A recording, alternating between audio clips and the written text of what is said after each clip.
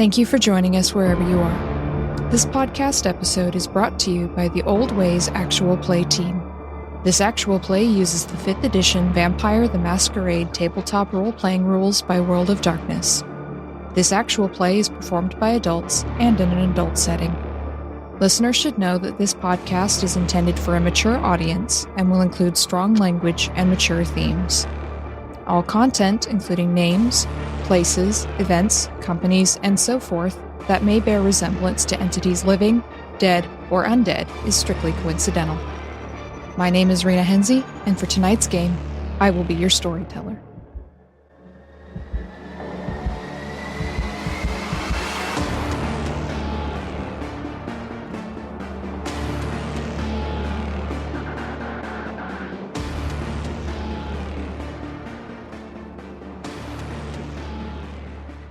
Good evening, everyone, and welcome to another episode of the Old Ways Podcast's Vampire the Masquerade Chronicles, Shards of San Francisco.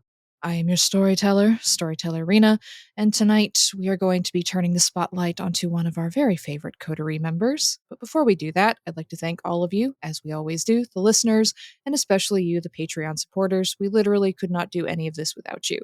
If you would like to support us, the show, and the work that we do, you can do so at patreon.com/theoldwayspodcast. And now, on with the show. So, I have with me tonight one member of our, can we say coterie anymore? I'm not so sure. But they are here to grace us with their dazzling presence. So, at the table with me tonight is... This is Tiffany, and I play Alex Giovanni, and hopefully a good time will be had by all. Oh, yes. It's going to be a great night, I'm sure, regardless of whatever might be happening across town that we do or do not know about. So, Alex, we're starting off this evening, this cool March evening, with a rouse check. I failed. Okay, so you're getting a tad peckish this evening, just a little bit.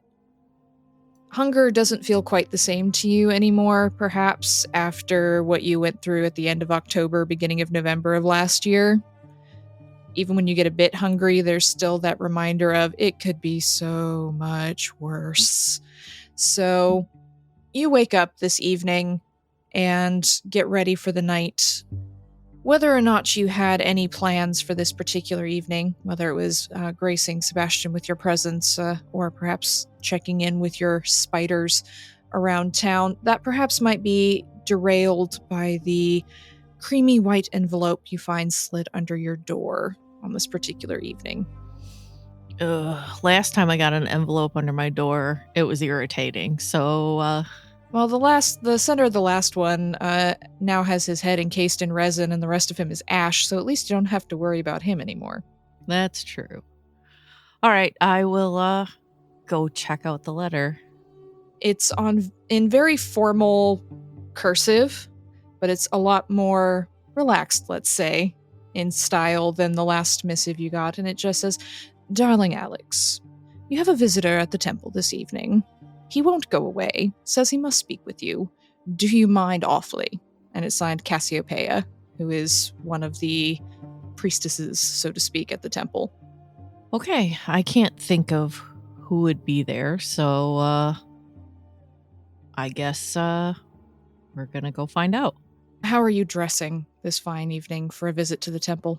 Well, yeah, if I'm going to the temple, I'm probably wearing my black velvet suit with probably a gold vest and a gold and black paisley ascot. Very fancy. Yeah. So you get attired for the evening, puzzling over who could possibly be visiting you at the temple, since not many people choose there. Maybe Elysium, especially if it's M or one of your other contacts, but the temple, that's interesting. And Ajax drives you down to the temple. He seems in a bit of a mood this evening. Not that he lets his mood spill over into his driving or anything else, but he's not quite as relaxed as he normally is, and he's very quiet, even more so than usual. He doesn't even ask if he needs to stop anywhere or pick up anything for you this evening. He seems withdrawn. Maybe overthinking things. Then I want to look at Ajax. Well, as much as I can, the back of his head. And I'll lean forward a little bit and ask him, why are you acting like Rom is in the car? You get a slight chuckle at that. Sorry, Mix. Girl trouble. Oh. Okay. Anything you need help with? Just he looks a little bit embarrassed that you're asking him about his personal life because the two of you don't really have those kinds of conversations.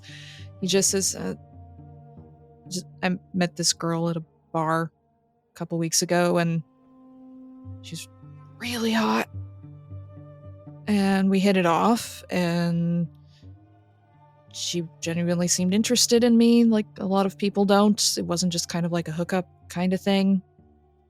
And then we were going to go on a second date and she stood me up. And like he's a very handsome man, very attractive man, and he's very much the kind of man who is probably not used to being stood up on a second date. I don't know what I did, if I said something. Am I creepy? Do I come across as creepy? I don't really allow creepy people around me. I mean, unless I'm creepy. I don't think so. I would say not. Did you talk with her about what your job is? Of course not. I just told her I'm a professional driver. Okay. Didn't use the word chauffeur. Driver sounds more like you make money off it, which I do. I prefer driver as well. Sorry, I'm just really suspicious. There's a lot of things going on right now.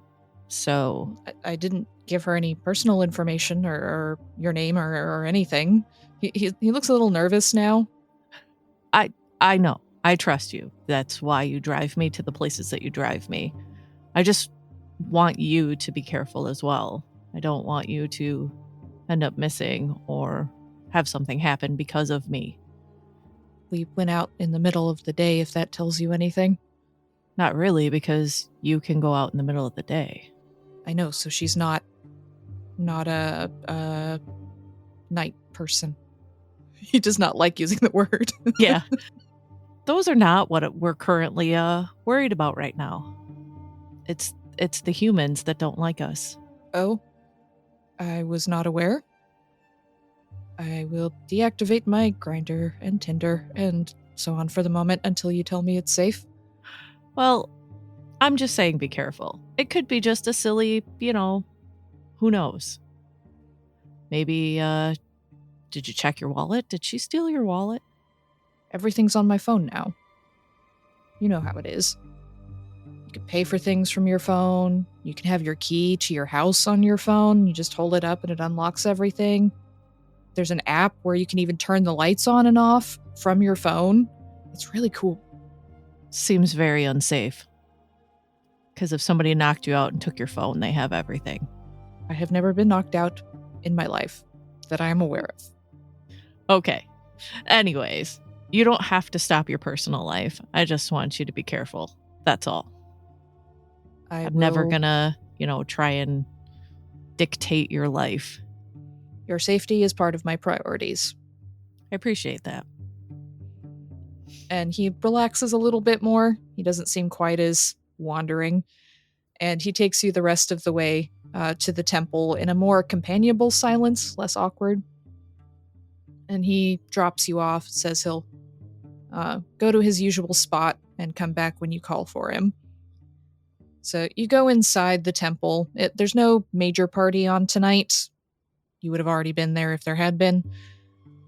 But, the giggling blonde you've seen a couple times now just pokes her head out, looks a little disappointed that Rom isn't there, and disappears back into the room. You see a few other kindred with their ghouls and who knows what else wandering around. There's the smell of weed, but the higher end kind that's got flavorings in it so it doesn't smell like skunk, and various other intoxicants in the air.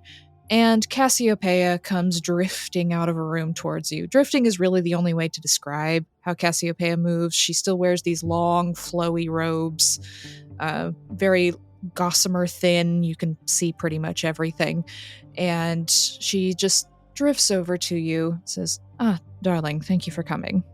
Yeah, who's here? One of our other temple members, but from Poland. Okay. His name's Lev, or at least that's what he says, but it's very undeniable he's one of us. Okay. He just handed me a card, bowed very politely, and said that he wished to have a chat, but that there were too many ears at Elysium. Well, half of them are mine, though. I don't think he'd know that, darling. He's not from here. True. Okay. Is he set up in a room? He is, and it's very quiet, but we have someone nearby in case you need some help. Not that I expect anything from one of our siblinghood, but, well, these days you never know. It's, especially around here, it's getting a little toxic. Also, he's a Ventru, darling. Ugh. Okay. I don't think he's related to the previous one. I mean, he's Polish. Sure. I mean, you can say they're not all related, but I mean, if they could be, they probably would be. Probably, yes. But Halina, who is the priestess at the temple in Warsaw, sent a letter vouching for him, so I think you're fine.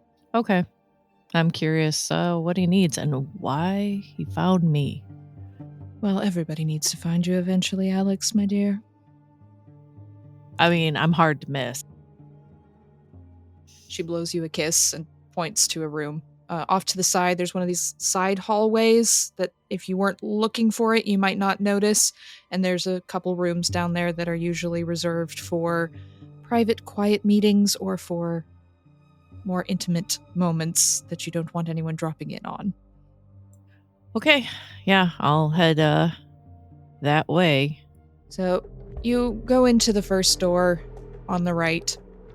You notice just down the hallway there is a La Sombra who pokes their head out of a shadow and waves at you before disappearing. You've got someone keeping an eye on things. And you go in, and there is a tall, broad-shouldered man who's wearing a suit that is almost as expensive as yours.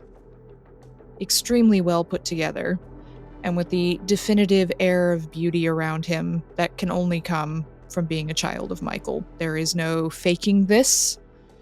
He is very much part of the siblinghood. And he's got kind of wavy brown hair, very piercing brown eyes, and he bows to you slightly in a sort of old world style. And when he speaks, his accent doesn't seem particularly fixed. It moves around the way a lot of older vampires' accents do. Sometimes you hear a hint of Polish, sometimes a hint of English. Sometimes it seems neutral, sort of Midwestern. It's very hard to pin down. But he is very charming. He says, "Thank you for joining me, Mix. I do appreciate it."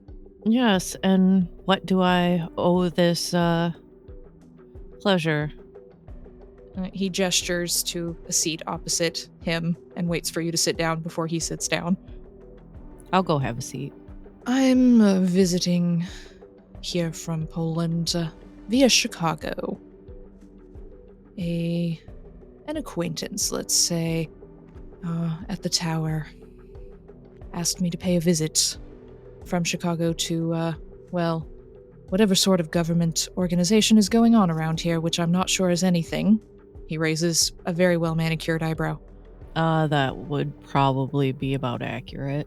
His brow furrows slightly. Says, we were expecting, once, my dear friend, Guillaume departed, that there would be some sort of organized anarchy, I believe is the term. But there doesn't appear to be anything of the sort. Well, first, you have a Bruja that's trying to take over part His of the nose city. wrinkles definitively. Yeah. Part of the city, all this. I don't know. He says he doesn't want to be a ruler, but acts like one. William left the city to him, said he was prince. I don't think that's quite how things work, but the rest of the inner circle party group, whatever, the whips and what have you, were voting to see who would be prince. They decided to have a union, and I left. Beastly things. I just left with a friend of mine because when it comes down to that, I'm not involved. That's why I'm here visiting you. You seem to be the only independent of any stature whatsoever in this ghastly place. Yeah. I mean, I have some other friends, but they don't want to be involved in any kind of politics. So, His nose wrinkles again. The current residents of your Castro district, I believe. that would be correct. He shrugs. I have nothing against them. Just very surprised you have two of them in one place. Doesn't seem like good housekeeping. But that's not your problem. I don't mind having them around. I'm here rather officially unofficial, let's say. And he leans forward, resting his arms on these carved armrests on his chair. If I may be blunt, we have other, more pressing things to deal with in the Camarilla than San Francisco at this moment. We had rather hoped the whole thing would tear itself apart and we could come back in and fix it again. However, it does seem that my dear Guillaume might have lost some of his touch at the end. I rather wonder if the beckoning might have messed with his judgment a little, let's say, and this is between us, of course. I will deny anything, should you say it to anyone else. It's okay. We all suspected the same thing. He was losing his grip a little bit. It does take quite a lot of energy to hold on in the face of such strong call. Luckily, I seem to be just slightly too young for it. But, well, he didn't quite handle things the way the tower was expecting him to. And rather than send one of their people, considering you've already had enough meddling from Chicago, if I may do say so myself, I was visiting an acquaintance, and they said, Lev, darling, why don't you just go have a pop in? And that's when I found out about your hunter problem.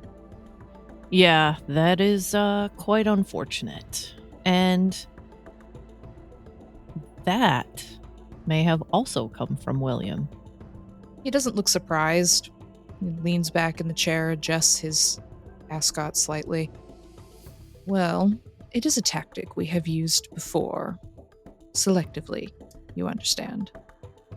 Usually in times of already great unrest when it won't be noticed so much by, say, the Second Inquisition. However, in this case, playing field is far too clear, let's say, for it to be an effective tactic. Yeah. It's pretty obvious. And I found out pretty quickly that it was William. Might I inquire as to how? He used to be very good at covering his tracks. Well, when you can speak to corpses, find out how certain creatures are killed. Yes. We do tend to not think about that too much. However, it has come to my attention that you have one particular hunter proving to be a problem. Tall woman, dark hair, carries a sword, yes? Yeah, the rest of them seem like Idiots? cannon fodder. Yes. From the church. Idiot humans, drawing attention to everything and everyone, including themselves. He leans back and he does that kind of finger templing gesture that Ventru seem to like doing whenever they're thinking about something too deeply. I may have some information about Esther. Oh, yes? Wait. Yes. Is she the lady with the sword, or is that the... No, that's her. Yes. Oh, okay. Depends on if we can do a little business. I'd like to help you with your little problem and clear up San Francisco a little bit, and I'm sure you'd like to not wake up with a stake in your heart at some point. Sure. Or the attention of the entire Second Inquisition on San Francisco. That wouldn't be advisable either. Well, I mean, nobody wants that because once they're here, then they'll move, I don't know, east, north, everywhere. They've been rather quiet lately, likely because of so many of the older ones going off to the Middle East. And they've had other things to worry about with Russia and Ukraine and all of that. So we must take advantage of their lack of resources at the moment to clean things up before they do notice. We would like not to have to deal with a union, this particular kind of nonsense. It's much more dangerous than the Anarchs. Much. People thinking they can operate without any kind of social hierarchy, and then we'll be, well, where will we be, exactly? Nowhere. And it's easier for you to function, I would imagine, with some kind of structures in place. Yeah, it's easier to break rules when you know what they are. Precisely. And with the Anarchs, we know what their rules are. We've dealt with them for centuries. With this new idea popping up, we need to squash it. Well, what do you suggest? We don't even have an... There isn't anybody here that I would suggest be prince. Not really. William did suggest one, pulls out a little leather notebook. Sir Roger Pendleifont, which we all laughed our heads off, him being a Malkavian. Oh, he is wonderful. And I would also, well, I tried to get him to be prince. He denied, and that's when it broke down to a union. Because they were both going to rule or be the boss. I don't know. I don't know how they broke it down. It was silly, but... I have no doubt. Well, if not him, and you don't know anyone else, we don't necessarily need to set up a new Camarilla structure here at the moment. Doesn't seem the political climate is quite right. What would be more beneficial is an actual anarch movement here. Something we know, something we understand how to deal with. And we still have, I believe, some Camarilla functions going on. Dawn seems to be handling certain things very well. Yes. We are, with her help, we are cleaning up some of the leftover riffraff. But also, have you... So there are anarchs across the bridge. Mostly Gangrel, yes. Some of the Bruja. Correct. And however, Marcus has made alliances with them. But I don't know how long they're going to put up with the nonsense that's going here. Maybe we can get them to move in or spread their anarch ways. Just know that if you install any more Ventrue, everybody will sit down, clamp up, and stick to what's going on now. My dear Mix Giovanni, that is why we haven't installed Dawn. Much to her, well, slight annoyance, let's say. But, well, we understand certain missteps were taken. And again, this is an unofficial concession, and only because you're not part of, well, any of the groups involved. And we have no intention at the moment of setting up another, as you put it, Ventrue in charge of things. We really don't want everyone, what's the American term? Circling the wagons? Yes? Mm-hmm. So, what I would propose is some sort of agitation between perhaps the more anarch side of things and the Camarilla loyalists who still remain in the city. The sooner we can squash this union business, the better. Okay. I'm certain you have contacts, information, things you can plant in places. I do have some. I'm trying to think. I know that there are definitely people that are not happy with the way things have been set up and the way the city has been split. So I'm sure that there's a way we can work things out. Marvelous. This is not, just so we're clear, another Ventru coming in and trying to set up some sort of puppet government. There's too much sunlight here. I don't like it. I will be going home as soon as possible. I'm just doing a favor for an old friend. Well, when it comes to this place and Michael, I tend to look past clans and their silliness because I would think that we're above that. Oh, quite. That's why I'm here and not, say, Elysium. It makes much more sense now. He smiles, a genuine smile. He leans back in his seat and says, if we have an agreement, then I have some information for you. I think we do. I will do what I can and put information in the right hands. I knew we could count on you. Marvelous. Very well. Esther. Esther Shinkiewicz. She is... He tilts his head down. Old. She was a teenager in the Warsaw Ghetto. She saw many things. Horrible things. Managed to get out at some point. I don't know exactly when.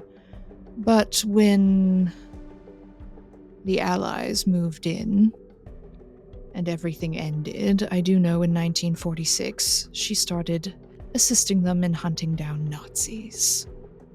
And at some point, around the middle of the 1950s, somewhere in Argentina, I believe, she was changed, imbued with some sort of power. She found something or someone, being who we are, and being the children of Michael, I rather suspect it was his Elohim siblings. Whenever we have an angelic imbuement of a hunter somewhere, it usually means extra trouble. She got some kind of slow aging out of it.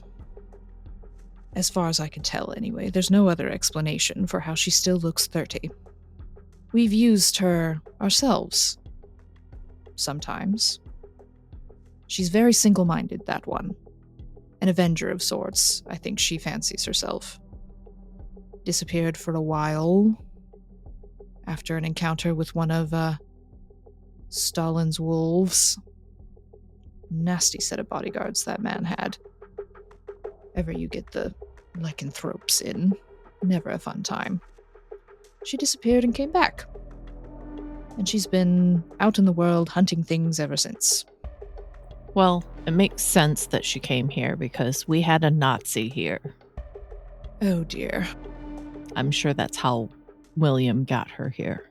I take it that one is dead? Yeah. Good. Something good came out of it. Yeah, if you ask William, he wasn't too concerned. I had to make a deal to get her gone. And that's how I know it was him. There's a tightening of the muscles around the eyes ever so slightly, on Lev's eyes. Yes, well, Guillaume had the luxury of not being anywhere that was touched by those foul beings. He was already over here. Safe. Some of us had to do some frontline work. He smiles slightly. Would it surprise you to know I even have some Nosferatu friends as a result? Little. He looks off into the distance slightly. You see his knuckles tighten a little bit. Relationships forged in foxholes tend to be some of the strongest, regardless of your clan or your alliances. Well, I agree. War and fighting and facing death together can make some bonds stronger and break other ones. Quite. There are some of us who are more interested in human things, at least as it pertains to certain political movements, than others. And we have used Esther, some of us, in various places, particularly places without extradition. She doesn't seem to have a vendetta against us, kindred. I don't think she realizes how many of us there are in general, but I don't know how many hunters you've met, Alex, if I may call you that. Many of them just seem to be on some sort of holy war against us, the wolves, the ghosts, all that sort. But there are a few who just have very specific ideas of who needs to go, which works out for me quite well. She gets set on certain targets, and she goes after them. And the fact that she's still here, using up as a, what was the term used? Was it cannon fodder? Yes? Yeah. Those ridiculous little idiots from the church. I listened to some of that man's podcasts recently. Quite vile. I try not to. I like to know what I'm getting myself into. The fact that she's still here and using them up in her little vendetta means she's been set on someone else. Or that she didn't quite complete the job that she came here to do originally. I'm not sure which. It's not as if William left me a journal detailing everything. But she tends to do a job and get out. She also doesn't seem to care who gets, well, burned up in the process, particularly those nasty little humans. So we have to find out who she's after.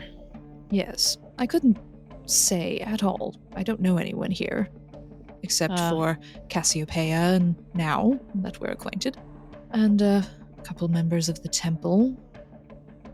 But I have a feeling, but because Van Ness had a child. oh, the Tremere. Yeah. I recognize the name. She was the whip, wasn't she? She was. How did Esme let that one slip past them? That is a surprise. Yeah, it took another Tremere to stumble upon her work. He leans back and tilts his head, and he gets that kind of looking off into the distance sort of stare. I've come to realize that especially when it's us, he wrinkles his nose, getting involved with some of the nastiest aspects of humanity, it's easier to hide it for a while. You have time to just sort of sink into the earth like our dragon friends, so to speak, and then reemerge when everyone's forgotten or nobody recognizes your face. Until someone does. Esther goes for the human ones too, you know. Dogged determination, that girl.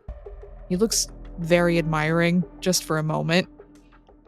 It's not often you see a Ventru look admiring, especially about a human, but he just has this glint of pride in his eye. He's got a couple who are in their 80s. One of them, would you believe it, was in Jerusalem. Thought he'd gotten away with it. Hanging out in Middle Eastern paradise for older men, he thought. She found him. It's not just us that she looks out for, that she goes for. I don't know if you can use that, but if you can find a way to deal with the problem without permanently dispatching her, it would be nice.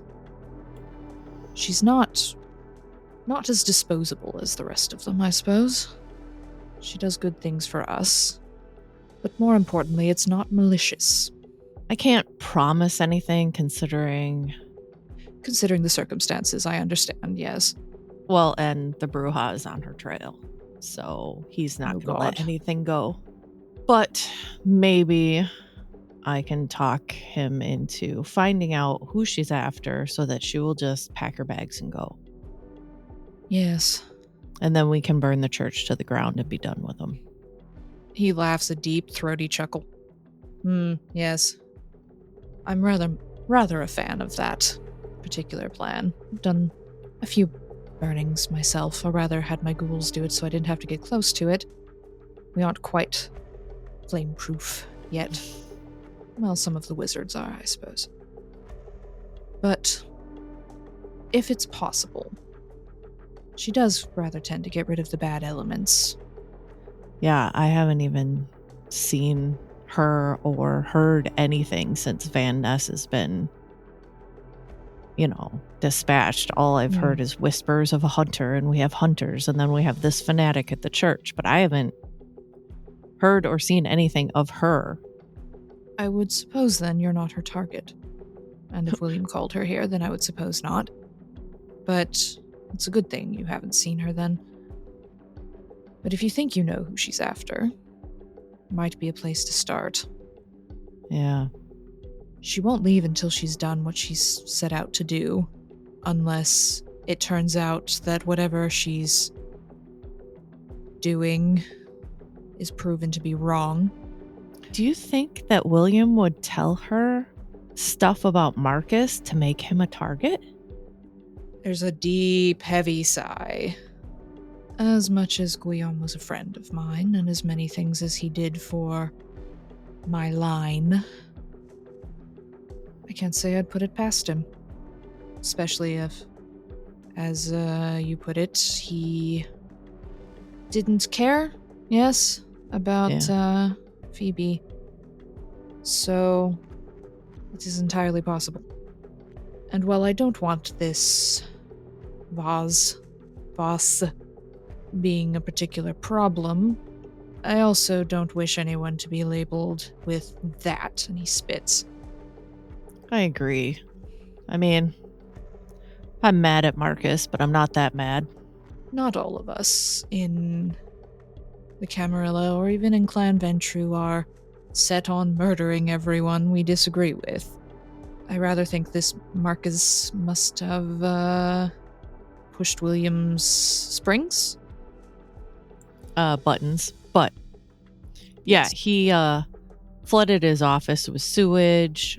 He looks genuinely horrified. I think he lit something on fire. I mean, he's been a general nuisance to William from the get-go. Not that I blame him, because, I mean... From what I've heard, it was probably deserved. Off the record. But he looks like he wants to say something, but he's not sure if he should say it or not. It might help you, I suppose, in this case. There was a time when Esther believed she was set on the track of someone who worked for Mengele. She went to Argentina, and she found the person, and she was very determined on, well, using that fancy sword of hers. I don't know where she got that. Very powerful. And it's the only thing she likes to use. But she found out, somehow, that her target hadn't even been anywhere near Poland during the war. She'd been misled with documents or information or something, and I only heard this over a very drunken confession one evening before I sent her off on her next job for me, and this was back in 1963, so make of that what you will. But she left, and as far as I know, he had a nice little sheep ranch and lived out his days. Well, okay, so Marcus was in Europe at that time, but not on that side. He was fighting against the Nazis. So, I don't know, maybe... Oh, I got it. I can pull up his military record. Maybe send it to the church. Whatever my thoughts about Clan Bruja, I can say, at least, none of them that I know of were aligned with the Axis. Yeah. I mean, it seems completely out of character for them anyways. It's more than I can say for my own clan. Well, power wants power. At least some of us aren't so despicable. I mean, I've known some that I didn't hate, but they're gone now, so. Well, see what you can unearth. I'm sure you have Nosferatu friends as well, or contacts at least. You can stand to be in the room with them. Yeah, they stay in the shadows. They know better. They don't like the looks I give them. No, I would imagine not. But see what you can do in that regard, I suppose. As I said, I have no compunction, I suppose, to save the Baron? Union leader? Whatever he fancies himself. I have no idea. But I would prefer, if he is Esther's target, that he not be. One, she's my asset, sometimes. And I know more or less what innocent killing would do to her. And that would make her quite unable to be used for quite some time, and that does not suit my needs either. But also, again, I don't like anyone being killed for being a Nazi when they're very much not. Set him on fire for being an anarch for all I care. But, if distract from the Esther problem. Also, if she goes after a Bruja, I don't know how strong he is, but again, I might lose an asset, and I'm not very fond of that plan.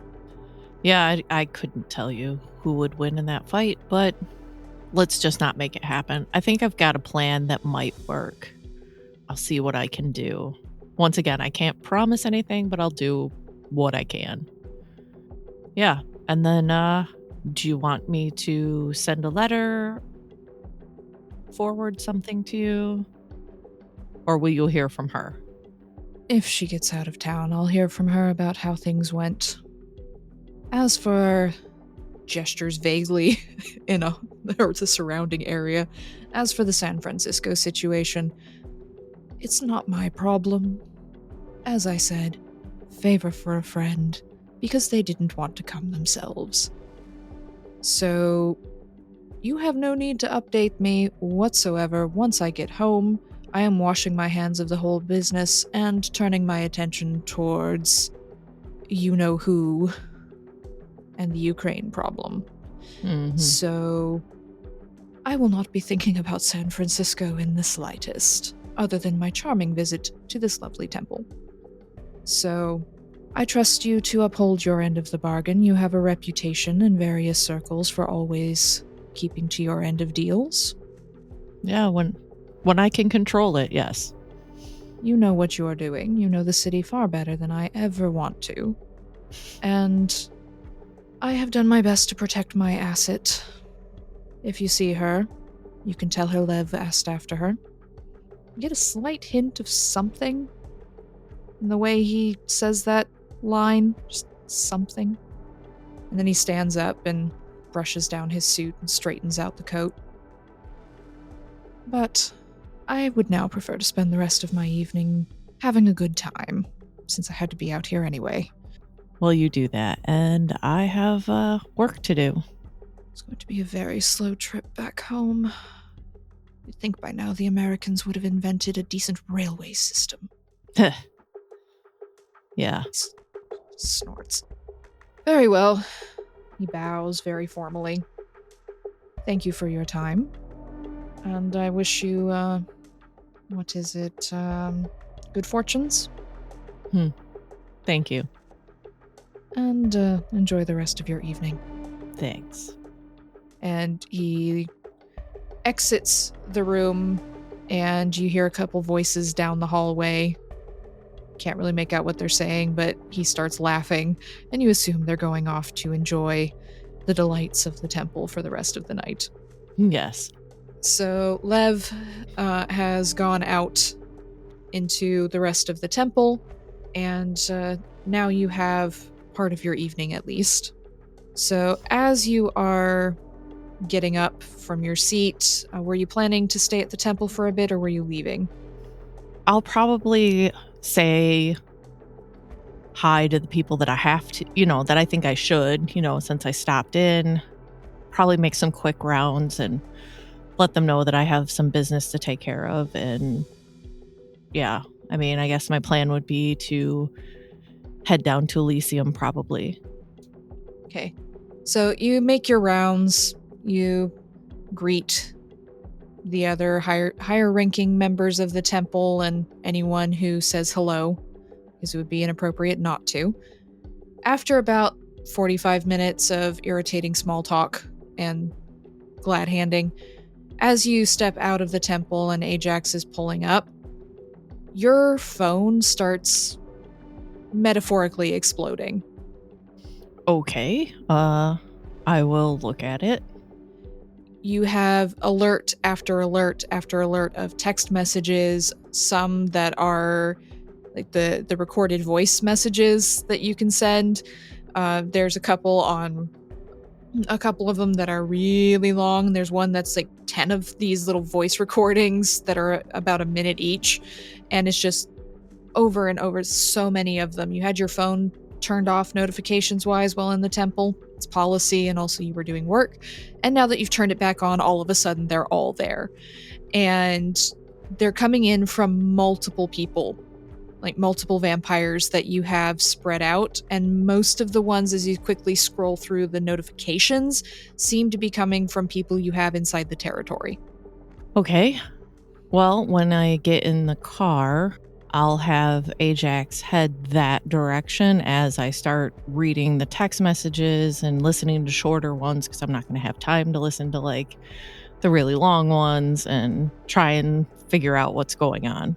So, very quickly, you get pieces of information coming in from various other kindred, a lot of the younger ones in particular, who've been hanging out around Marcus's territory or who are part of family units that moved in when he declared independence.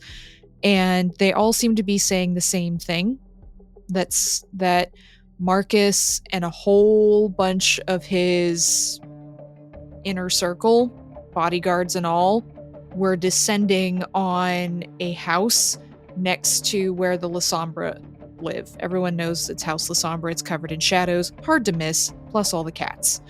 And that the small bungalow next door had been swarmed, or is being swarmed, you're not sure because there's so many messages, by Marcus, Esmeralda, the bodyguards he usually has on the door at the territory. Katarina's there.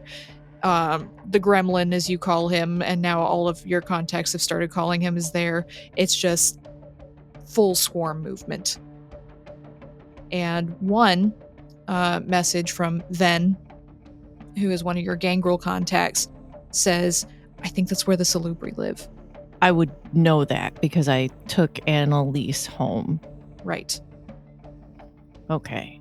Can I get through to Monica? You send several text messages to Monica through various apps. No response at all. Okay.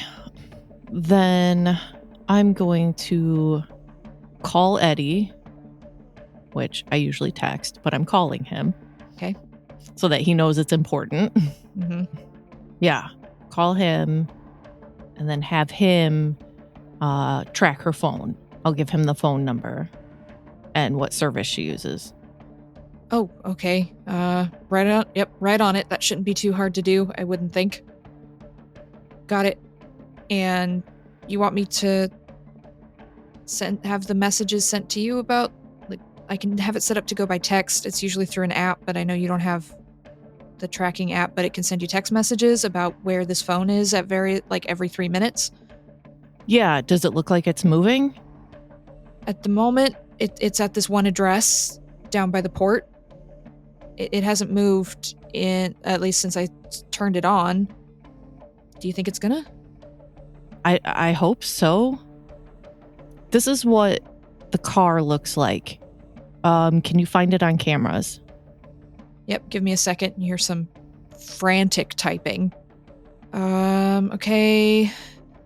Last time I have it is, okay, going down this street near the port, and he texts you a picture from Google Earth, and it's Chase's car driving down the street towards the house. He said this was 30 minutes ago. To their house? To their house. Okay. So is it currently parked at their house? As far as I can tell. Okay. Google Earth isn't always up to date, and for some reason there's no cameras on that street. There is a reason, but I guess that didn't occur to me. Okay, we'll keep a track on the phone. Have it send me updates. I want you to keep an eye on these two things, the car and the phone. Got it. Give me any updates, and I'm going to be heading there now. Okay, got it. And you just hear more typing as he forgets to hang up. You hang up, and you've got another text alert popping up, and Ven says, Rom left house, walking stiff? Question mark. Not responding, just walking. I'm gonna call Luther over if I can. So as we're driving, basically. Luther partially materializes. It's harder when you're on the move because the veil changes the thickness, but you do have his fetters, so he's able to partially materialize. He looks ecstatic, which you haven't seen from him in a while. Like, he looks amped up instead of kind of moody. I think a friend of mine is in trouble. Do you know the La Sombra house? He nods. Okay, next to it is this little bungalow, the salubrier there. I'm pretty sure you can travel faster than I can. Can you try and give me an update, make sure that they're okay? Something's going on. He nods again with a grim, determined look on his face, and he disappears. That sounds about right for him. Okay. Yeah. And I'm going to, have Ajax go as fast as he can. You know, we don't want to get stopped or anything, but... So, within about 5 minutes, as you're stopped at a red light, one of those really annoying red lights where the lights aren't synced up, and so some lights take longer, like a good 3 minutes, while the light across the street only takes 30 seconds. Luther slides back in and says, "Something really fucked up is going on over there." What happened? The older one, Chase, was in a deadlock stare with the Tremere kid, Annalise. Like a dead stare-off, like they were trying to kill each other. Marcus was talking to him, but I couldn't hear what they were saying. But the tension was radiating off that house, my gods. But it looked bad. Whatever it was. And Marcus looked really fucking angry. Really angry. At Chase? Yeah, I think so. Okay. Because after Marcus said whatever it was to him, Chase turned around and walked out of the house, and Monica went with him. Oh, son of a bitch. Okay. All right. I'm checking my phone for updates, like where's the car, where they're headed. The car hasn't moved just yet, as far as you can tell. Ven repeats, out of the house, and Monica crying? Triple question mark. And then you get an alert just as your car starts moving through the stoplight that Chase's car is on the move. And it's moving fast. Okay. I will call Jane then. Yeah, I'll put a call in through to Jane. Yep. Hey, you busy? Just finishing up. You need something? Do you want to go on a car chase? Always. Excellent. I will forward these messages to you. We are getting Monica from Chase. Oh, I like that kid. She deserves better. I'll see what I can do. I'm down at the clinic down in the territory, so I don't know what all I can muster at this late notice, but I'll see what I can do. Okay, thank you. I appreciate your help. No problem. Yeah, and then we'll head off towards the car. Okay. And so I think that is for the moment where we will leave this episode with Alex in pursuit of one Chase Oros, and we'll see what happens with that next time. Thank you all for listening, and good night.